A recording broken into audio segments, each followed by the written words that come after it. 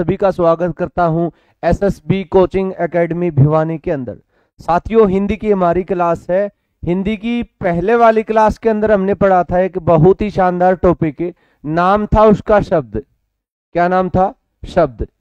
उसके अंदर हमने जाना था कि शब्द क्या होता है, शब्द किसको कहते हैं। तो मैंने आपको बताया था कि शब्द, सबसे पहले हमने पढ़ा वर्ण के बारे में पढ़ा था। वर्ण दो प्रकार के होते हैं, स्वर और व्यंजन। स्वर और व्यंजन, जो वर्ण होते हैं उन्हीं वर्णों के मेल से, उन्हीं वर्णों को जोड़ने से एक प्लस एक यानी कि वर्ण हमारे हो गए दो। तो दो या दो से अधिक, दो या दो से अधिक वर्णों के मेल से बनी सार्थक इकाई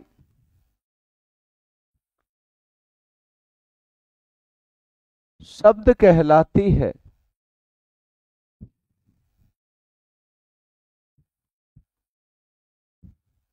दो या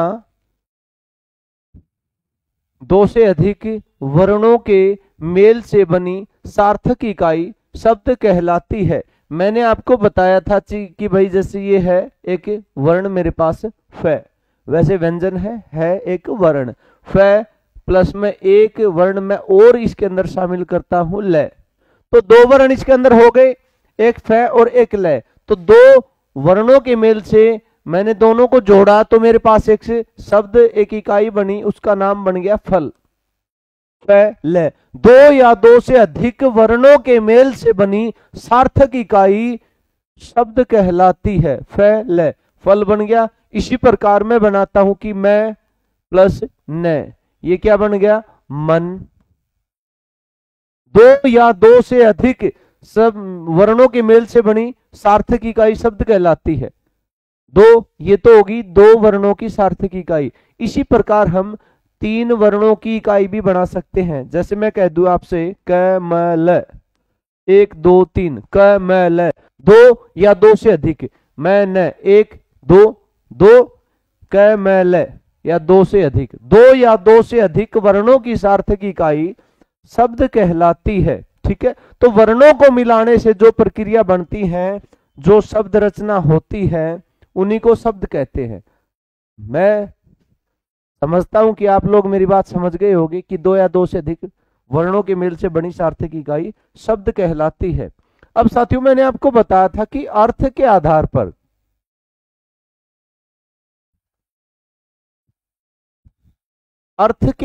पर शब्द दो प्रकार के होते हैं।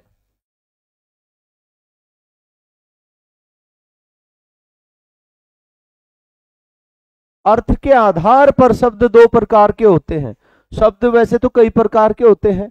एक तो अर्थ के आधार पर होते हैं, एक रचना के आधार पर होते हैं कि रचना की जाती है तो शब्दों की रचना कैसे होती है। अर्थों के आधार पर हम शब्दों का प्रयोग करते हैं तो अर्थ के आधार पर कितने प्रकार के होते हैं। रूपांतरण के आधार पर होते हैं, उत्पत्ति के आधार पर होते हैं कि शब्दों की उत्पत्ति कैसे हुई है। तो सबसे पहले बात करते हैं, अर्थ के आधार पर शब्द दो प्रकार के होते हैं। नंबर एक, सार्थक शब्द, और नंबर दो, निरर्थक शब्द। नंबर एक सार्थक शब्द, नंबर दो निरर्थक शब्द। अर्थ के आधार पर शब्दों के दो प्रकार होते हैं। सार्थक शब्द, जिन शब्दों का कोई अर्थ होता है, जिन शब्दों का कोई अर्थ होता है सार्थक शब्द कहलाते हैं। जैसे फल, ल, तो मैंने एक शब्द लिखा फल, इसका कोई अर्थ निकलता है। फल मतलब कोई खाने का पदार्थ है, तो फल क्या है? एक सार्थक शब्द है। मैं कह दूं कि फल की बजाय मैं लिख दूं पेड़, पेड़, ये भी एक सार्थक शब्द है। इस शब्द का भी कोई ना कोई अर्थ निकलता है। तो ऐसे शब्द जिनका कोई अर्थ निकलता है उनको सार्थक शब्द कहा जाता है। निरर्थक शब्द, ऐसे शब्द जिनका कोई अर्थ नहीं होता, अर्थहीन शब्द निरर्थक शब्द कहलाते हैं। जैसे पेड़, मैं कह दूं कि भाई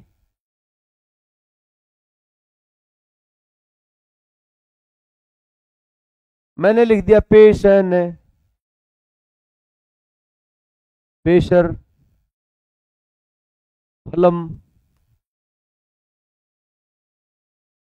घूस। ऐसे शब्द अगर आप लोग पढ़ोगे तो आपको लगेगा कि ये कोई शब्द ही नहीं, ये क्या लिख दिया सर ने, पेशन, पेशर, धूस, फलम। लेकिन शब्द तो है, 1 2 3, 1 2 1 2 3 1 2 3, शब्द तो है। शब्द क्या कहता कि दो या दो से अधिक वर्णों के मेल से बनी इकाई शब्द कहलाती है। शब्द तो है ये, लेकिन शब्द किस प्रकार के हैं? शब्द निरर्थक है, इनका कोई अर्थ नहीं है, इसका प्रयोग हम किसी भी चीज में कर नहीं सकते। शब्द तो है, इसके अंदर दो वर्ण या दो से अधिक वर्ण है, लेकिन किसी के अंदर इसका प्रयोग नहीं हो सकता। तो ऐसे शब्द जिनका कोई अर्थ होता है, चाहे उसका अर्थ कुछ भी होता है, हवा, पानी, खाना पीना, उठना बैठना, बैठना, पेन, नहाना धोना, बोर्ड, घड़ी, मोबाइल, जितने भी चीजें हैं, जितने भी नाम है, जो भी वस्तु है, कोई भी चीज, कोई भी ऐसा शब्द जिसका कोई अर्थ होता है तो उनको हम सार्थक शब्द कहेंगे। कोई भी ऐसे शब्द जिनका कोई अर्थ नहीं होता उनको हम निरर्थक शब्द कहेंगे।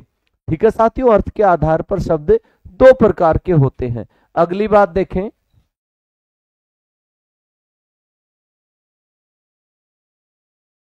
रचना के आधार पर, रचना के आधार पर शब्द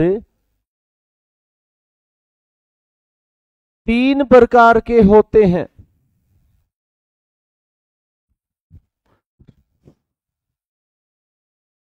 रचना के आधार पर शब्द तीन प्रकार के होते हैं।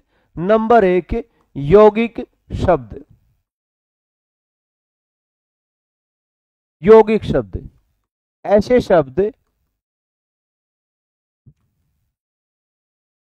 जिनके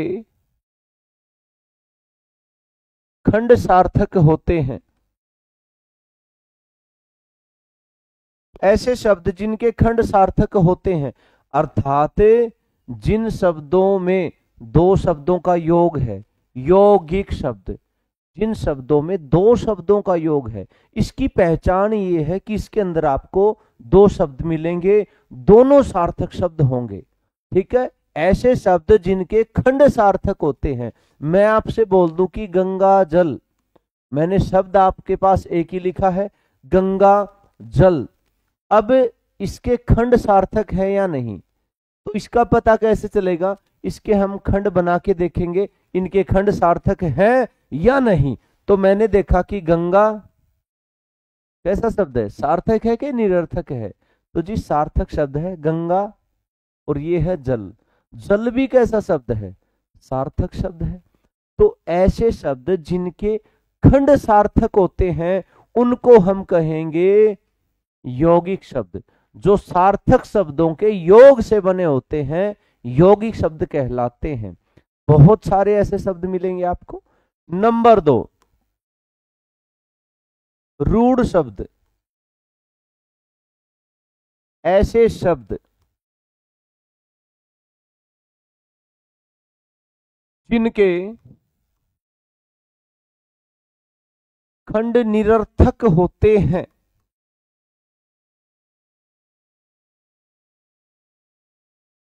ऐसे शब्द जिनके खंड निरर्थक होते हैं, जैसे हमने यौगिक किया था, यौगिक के खंड सार्थक होंगे, और ऐसे शब्द जिनके खंड निरर्थक होंगे, जिनके खंडों का कोई अर्थ नहीं है। ठीक है, रूढ़ शब्द होते तो है सार्थक शब्द, लेकिन अगर हम उनके वर्णों को अलग अलग करेंगे, उनके बाकी हिस्सों को अलग अलग करेंगे, तो वो अर्थहीन होंगे, उनके खंडों का कोई अर्थ नहीं होगा। तो रूढ़ शब्द ऐसे शब्द जिनके खंड निरर्थक होते हैं। ठीक है, जैसे मैं लिखता हूं कि घोड़ा।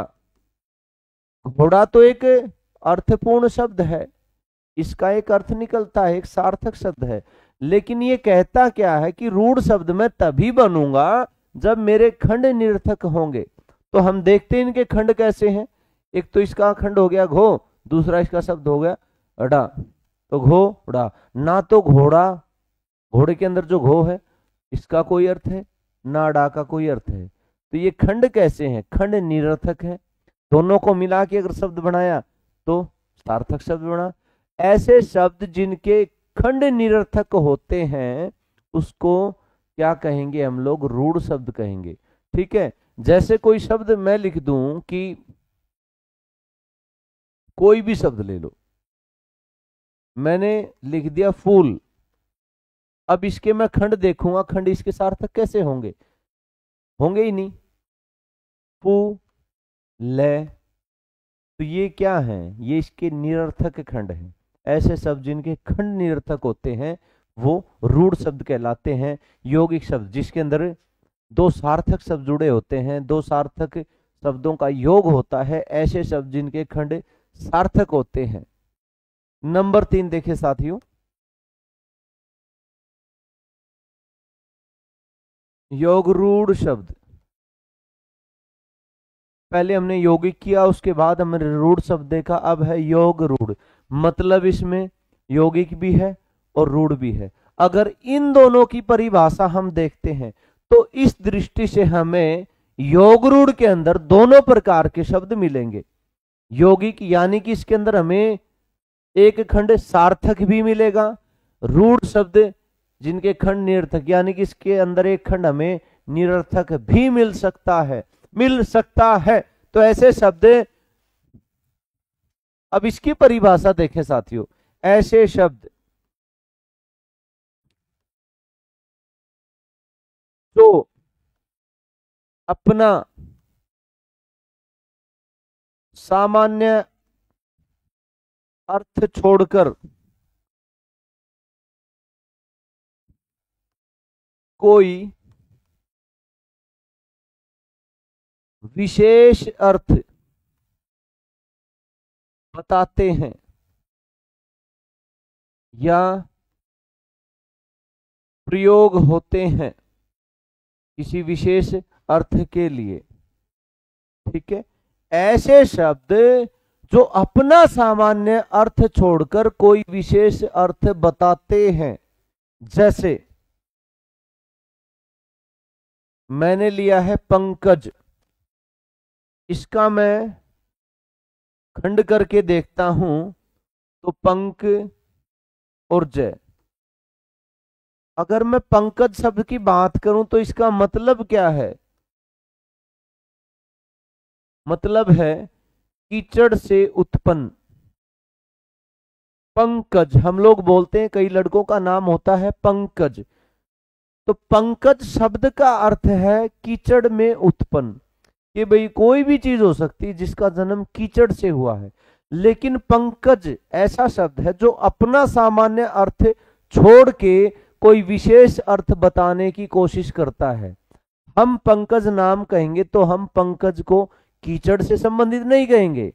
पंकज इसका मतलब होता है कमल का फूल। पंकज का मतलब कमल का फूल। तो पंकज शब्द का अर्थ कुछ और है और पंकज शब्द किसी विशेष चीज के लिए प्रयोग किया जाता है।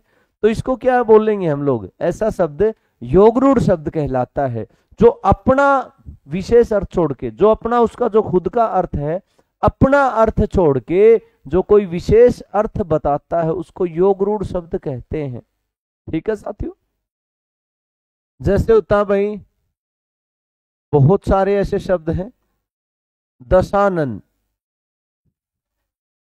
जैसे दशानन, दशानन अर्थ की मैं बात करूं तो दशानन का अर्थ क्या है? 10 आनन, 10 सिर, सिरों की संख्या कितनी। पर 10 आनन इसका अर्थ तो हो गया 10 सिर, लेकिन इसका अर्थ क्या है? इसका अर्थ है कि विशेष अर्थ बोला जाएगा। इसका अर्थ है रावण, जिसके 10 सिर हैं। कौन? रावण। तो दशानन अपना अर्थ नहीं बताता। ये दशानन ये एक विशेष के लिए प्रयोग होता है, विशेष व्यक्ति। कौन? रावण। तो ऐसे शब्द जो अपना विशेष अर्थ छोड़कर, जो अपना अर्थ छोड़ के कोई विशेष अर्थ बताते हैं, विशेष अर्थ के लिए प्रयोग होते हैं। जैसे लंबोदर, लंबोदर, लंबा प्लस उदर, लंबा है उदर जिसका लंबोदर। लंबोदर शब्द का मतलब यह है कि जिसका पेट बड़ा है, जिसका उदर लंबा है। लेकिन ये प्रयोग किसके लिए होता है? ये सिर्फ एक ही के लिए प्रयोग होता है, गणेश भगवान जी के लिए, गणेश के लिए प्रयोग होता है। तो ऐसे शब्द जो अपना अर्थ छोड़कर कोई विशेष अर्थ बताते हैं, उनको हम लोग क्या कहते हैं? योगरूढ़ शब्द। ठीक है, यौगिक शब्द ऐसे शब्दों का योग, सार्थक शब्दों का योग जिनके खंड सार्थक होते हैं। जैसे गंगा जल, गंगा जल दोनों सार्थक शब्द हैं, इसके खंड सार्थक हैं। रूढ़ शब्द ऐसे शब्द जिनके खंड निरर्थक होते हैं, रूढ़ शब्द। और योगरूढ़ शब्द जो अपना अर्थ छोड़ के कोई विशेष अर्थ बताते हैं, योगरूढ़ शब्द कहलाते हैं। ठीक है साथियों, आगे देखें।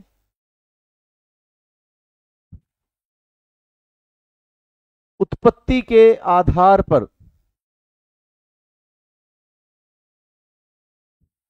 उत्पत्ति के आधार पर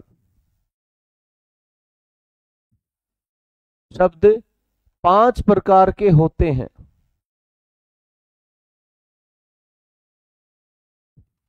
उत्पत्ति के आधार पर शब्द 5 प्रकार के होते हैं। देखो भाई, नंबर 1 तत्सम शब्द, तत्सम शब्द एक एक करके हम लोग देखेंगे। तत्सम शब्द, तत्सम शब्द क्या होते हैं? तो देखें, संस्कृत के शब्द,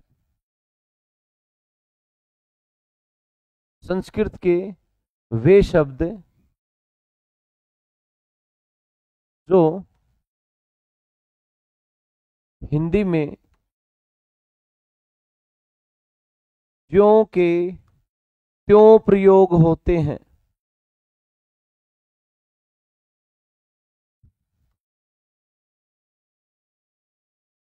तत्सम शब्द, इसको हम लोग अगर मोटा मोटी भाषा में बोलते हैं तो तत्सम शब्द संस्कृत के शब्द, बात खत्म। तत्सम शब्द संस्कृत के शब्द, बात खत्म। संस्कृत के वे शब्द जो हिंदी में ज्यों के त्यों प्रयोग होते हैं, मतलब जैसे वो संस्कृत भाषा में प्रयोग होते हैं वैसे के वैसे सेम टू सेम हिंदी में प्रयोग किए जाते हैं। संस्कृत के वो शब्द तत्सम शब्द कहलाते हैं। जैसे एक शब्द है पुष्प, पुष्प, पुष्प का मतलब होता है फूल। फूल की मैं बात नहीं करूंगा, मैं पुष्प की बात करता हूं। पुष्प संस्कृत भाषा का शब्द है। क्या हम लोग इसको हिंदी में प्रयोग नहीं करते? करते हैं। रमेश फूल तोड़ता है, इसकी बजाय हम कह सकते हैं रमेश पुष्प तोड़ता है। गलत नहीं होगा। पुष्प संस्कृत का शब्द है लेकिन प्रयोग हिंदी में भी होता है। तो संस्कृत के ऐसे शब्द जो हिंदी में ज्यों के त्यों प्रयोग होते हैं वो तत्सम शब्द। जैसे है अग्नि, बिल्कुल तत्सम शब्द है, संस्कृत का शब्द है। जैसे है रात्रि, तत्सम शब्द है। जैसे है प्रेम, तत्सम शब्द है। तो आई थिंक आप समझे होंगे कि संस्कृत के शब्द ही तत्सम शब्द कहलाते हैं, जिन शब्दों को संस्कृत भाषा में प्रयोग किया जाता है और संस्कृत के जो शब्द हिंदी में भी प्रयोग किए जाते हैं बिना किसी परिवर्तन के, उन्हीं शब्दों को हम कहते हैं तत्सम शब्द। ठीक है, तत्सम शब्द। तो उत्पत्ति के आधार पर शब्द का हमारा पहला अंग ये था तत्सम शब्द। दूसरा शब्द है साथियों तद्भव शब्द। तद्भव शब्द, तद्भव इसका मतलब होता है उससे होना। किससे होना? संस्कृत से होना।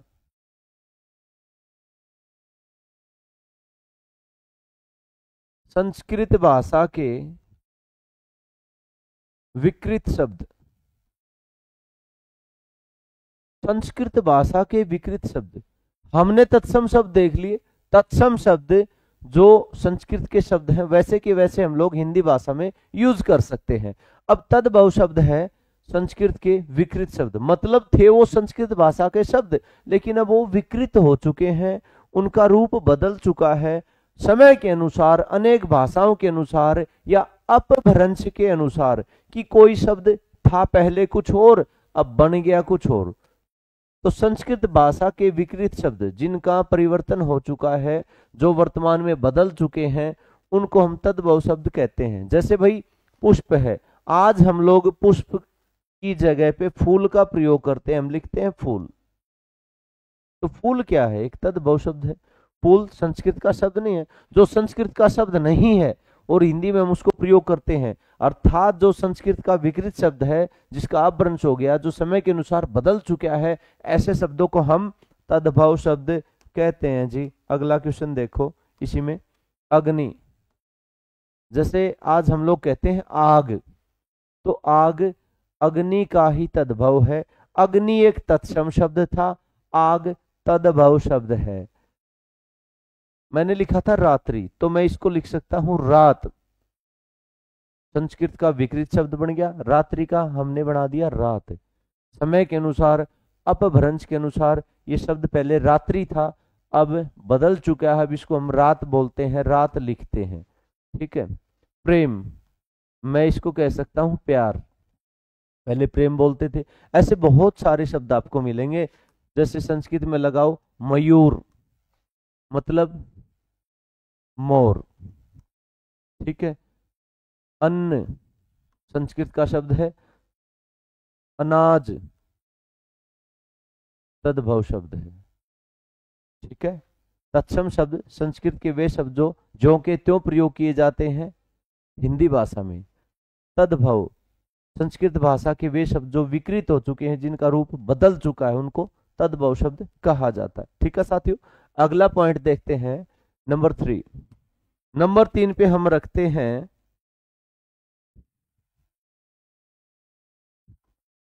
देशज शब्द। देशज शब्द, इसके अंदर ना मैं किताबी बात करता हूं कि आप लोग किसी किताब से पढ़ो, ना मैं कोई ऐसा नोट्स प्रेफर करता हूं कि आप इस चीज में से देखो। मैं बिल्कुल आपको ऐसी लैंग्वेज में पढ़ाने की कोशिश करता हूं कि आपको अच्छे से समझ में आ जाए। ठीक है। देशज शब्द, देशज शब्द, इसकी मैं सिंपल सी आपको बात बता दूं। संस्कृत को छोड़कर, संस्कृत को छोड़कर देश की अन्य भाषाओं या घरेलू बोलियों से जो शब्द हिंदी में शामिल किए गए हैं,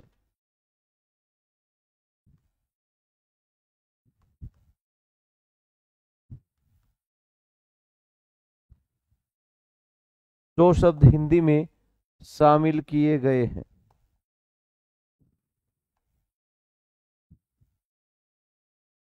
ठीक है। संस्कृत की तो हमने बात की है। संस्कृत भाषा के शब्द तो तत्सम होंगे और संस्कृत वाले जो बदल चुके हैं वो तद्भव शब्द होंगे। अब संस्कृत भाषा को छोड़ के, ठीक है, अगर संस्कृत आ गई तो फिर काहे का तद्भव, काहे का देशज। ठीक है। तो संस्कृत भाषा को छोड़कर देश की अन्य भाषाओं या अन्य घरेलू बोलियों से जो शब्द हिंदी भाषा में शामिल किए गए हैं, उनको देशज शब्द कहते हैं। जैसे देखें, जैसे आपने सुना होगा लोटा, लुटिया, ये कैसे शब्द हैं? ये हमारे देशज शब्द हैं। जैसे आपने पानी सुना होगा, पानी होता है, एक जल होता है, लेकिन पानी मतलब इसका पानी है, मतलब इसका जल है पानी, लेकिन आया कहां से है? आया ये है घरेलू बोलियों से। जैसे हम हरियाणा के अंदर हरियाणवी भाषा का प्रयोग करते हैं, हरियाणवी भाषा भी हिंदी की उपभाषा है, तो उसी के अंदर ऐसे शब्दों का प्रयोग किया जाता है। तो पानी हिंदी में भी हम लोग लिख सकते हैं, गलत नहीं होगा। लेकिन कहां से आए हैं? ये संस्कृत से तो आए नहीं। तो ऐसे शब्द जो संस्कृत भाषा को छोड़कर देश की अन्य भाषाओं या बोलियों से लिए गए हैं, हिंदी में शामिल हुए हैं, तो उनको हम लोग देशज शब्द कहते हैं। नंबर 4 देखें साथियों,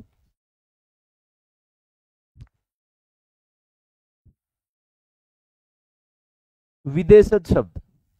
विदेशज शब्द नाम से ही पता हो गया, विदेशज मतलब विदेशी। विदेशी कौन? दूसरे देश का। विदेशज शब्द ऐसे शब्द जो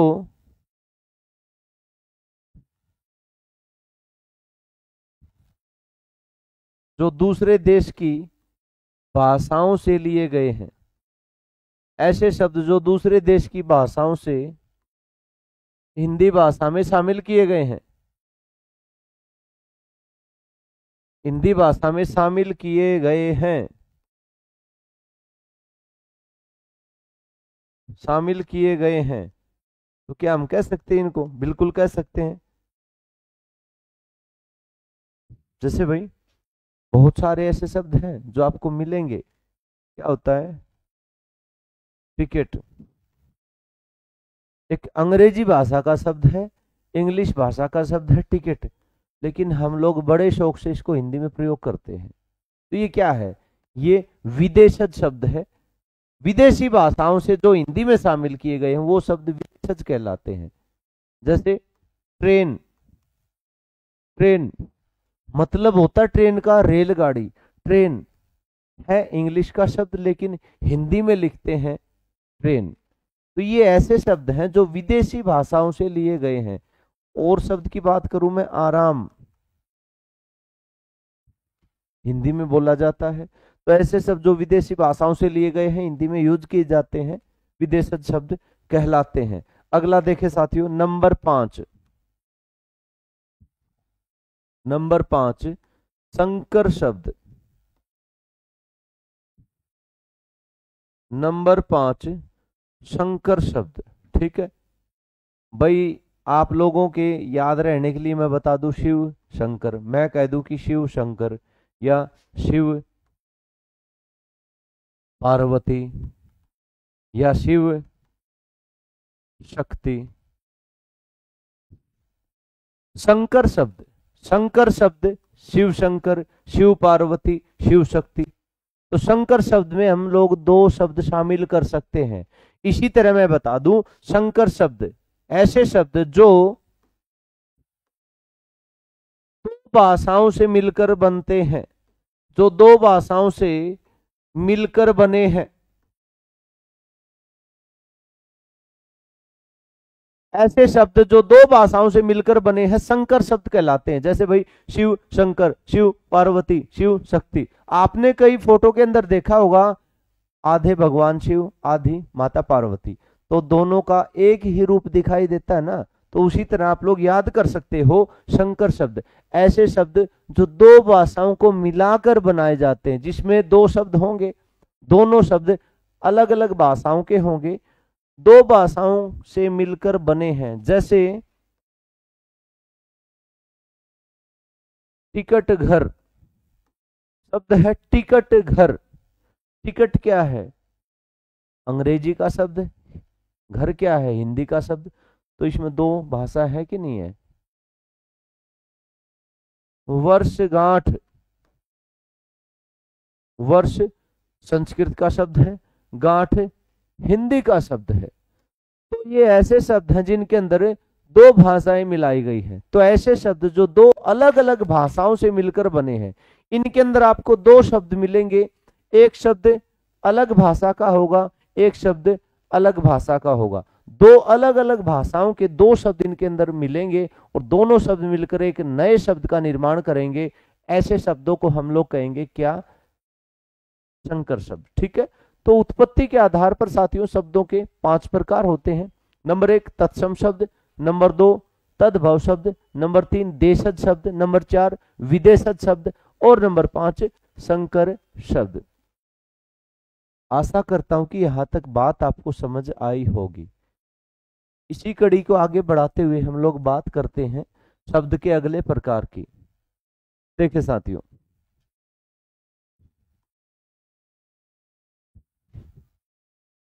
रूपांतरण के आधार पर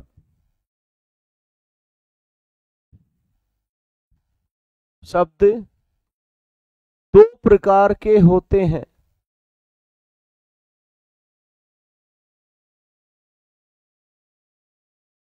रूपांतरण के आधार पर शब्द दो प्रकार के होते हैं।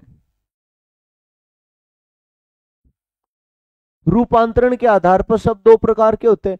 अब जी एक नई चीज और देखने को मिल गई हमें। रूपांतरण क्या है? रूपांतरण, रूपांतरण मतलब रूप परिवर्तन होना, उसका रूप बदल जाना। रूपांतरण के आधार पर शब्द क्या है? शब्द दो प्रकार के।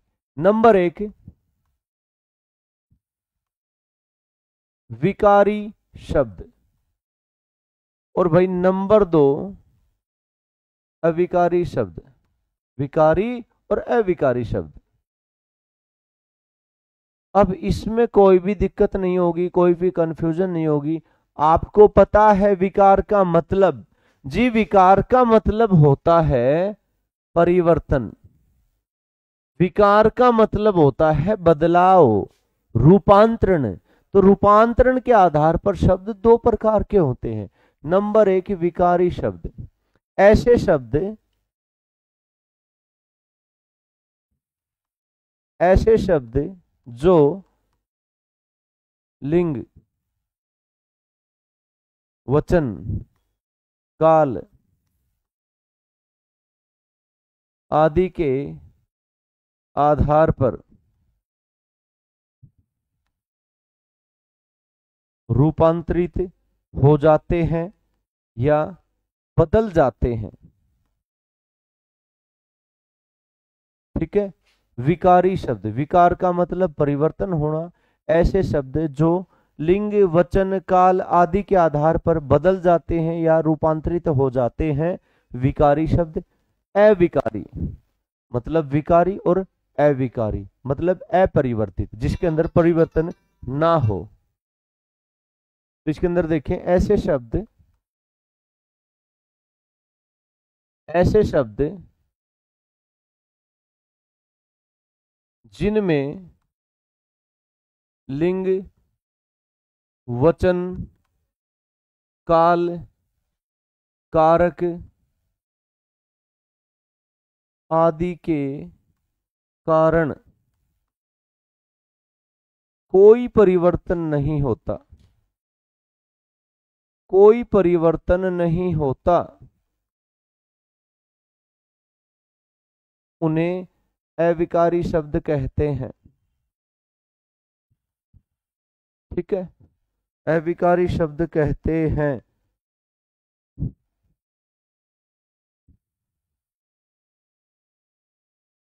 विकारी, अविकारी, विकार का मतलब परिवर्तन, विकार का मतलब बदलाव। तो ऐसे शब्द जो बदल जाते हैं किसकी वजह से?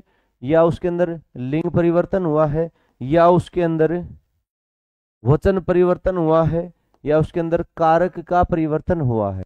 तो ऐसे शब्द जो बदल जाते हैं, लिंग, वचन, काल, कारक आदि के आधार पर बदल जाते हैं या उनका रूपांतरित हो जाता है, तो वो विकारी शब्द कहलाते हैं। ऐसे शब्द जिनमें लिंग, वचन, काल, कारक आदि के कारण कोई परिवर्तन, कोई बदलाव नहीं होता, जो कि त्यों रहते हैं, इनको हम अविकारी शब्द कहेंगे। विकारी शब्द जैसे भाई लड़का, लड़का, लड़का कैसा शब्द है? लड़का एक विकारी शब्द है। क्या लड़का बदल सकता है? लड़का बदल सकता है? तो शब्द के आधार पर, हिंदी व्याकरण के आधार पर लड़का बदल सकता है। ठीक है, वैसे रियल में पता नहीं लड़का बदलता है या नहीं बदलता, वो मेरे को पता नहीं, लेकिन हम लोग यहाँ पे कह सकते हैं कि लड़का बदल सकता है। अगर इसका मैं लिंग परिवर्तन करूं तो लड़का है इसका लड़की हो जाएगा। अगर इसका वचन परिवर्तन करूं तो लड़का इसका लड़के हो जाएगा। तो लड़का एक विकारी शब्द है। ठीक है, इसी प्रकार जैसे राजा शब्द है राजा, तो राजा का रानी हो जाएगा। इसका मतलब राजा कैसा शब्द है? ये भी बदल सकता है, इसका भी परिवर्तन हो सकता है। बेटा, बेटा का बेटी हो सकता है, बेटा का बेटे हो सकता है, ये बदल सकता है। और कुछ शब्द ऐसे होते हैं जिनका कोई भी बदलाव, कोई भी परिवर्तन जिनके अंदर नहीं आता, अविकारी शब्द। इनमें ज्यादातर तो विशेषण शब्द भी आते हैं, ज्यादातर विशेषण शब्द आता है। जैसे मैं रंगों की बात करूं, कोई भी रंग है, मैं कह दूं कि लाल, लाल, हरा, काला, पीला, नीला, क्या रंगों का कोई बदलाव हो सकता है? लाल, ठीक है, पीला, अगर ये है पीला तो पीला है पीली हो सकता है, पीला का पीली भी हो सकता है, पीला का पीले भी हो सकता है। तो रंगों में ऐसे अगर मिल जाए आपको जिनका लिंग, वचन, काल आदि के कारण जिनका बदलाव हो जाता है, आप लोग बदल के देखना, अगर बदलाव होता है तो उसके अंदर भाई हम लोग उसको विकारी शब्द कहेंगे। अगर बदलाव नहीं होता तो वो हमारा अविकारी शब्द है। मैं कह दूं कि भाई तेज, घोड़ा तेज दौड़ता है, तेज, क्या तेज शब्द कभी बदल सकता है? नहीं बदलता। तेज दौड़ता है, धीरे दौड़ता है, धीरे का धीरी बन जाएगा? नहीं बनेगा। धीरे का धीरो बन जाएगा? नहीं बनेगा। जैसे है शब्द, बहुत सारे ऐसे शब्द आपको मिलेंगे, ठीक है। एक शब्द होता है आस, आस, आस का आसो बन सकता है? नहीं बन सकता। आस का आसी बन सकता? नहीं। मोर बदलेगा? मोर का मोर ही रहेगा, ठीक है। तो ऐसे शब्द जो भाई बदल जाते हैं वो विकारी शब्द कहलाते हैं, ऐसे शब्द जो नहीं बदलते वो अविकारी शब्द कहलाते हैं, ठीक है। तो साथियों ये किया हम लोगों ने शब्द। आशा करता हूं कि शब्द का पूरा टॉपिक, इससे बाहर शब्द के अंदर कुछ भी नहीं बचता, बिल्कुल सरल और सिंपल भाषा में मैंने आपको बता दिया है। इससे बाहर शब्द में कुछ नहीं बचता। शब्द कैसे होते हैं, शब्दों की उत्पत्ति कैसे होती है, शब्द कितने प्रकार के होते हैं, किस आधार पर शब्द कितने प्रकार के होते हैं, क्या क्या कैसे शब्द होते हैं। आशा करता हूं कि ये टॉपिक आपको अच्छे से समझ में आ गया होगा। तो साथियों मिलते हैं अगली क्लास में, तब तक सभी साथियों को नमस्कार, जय हिंद।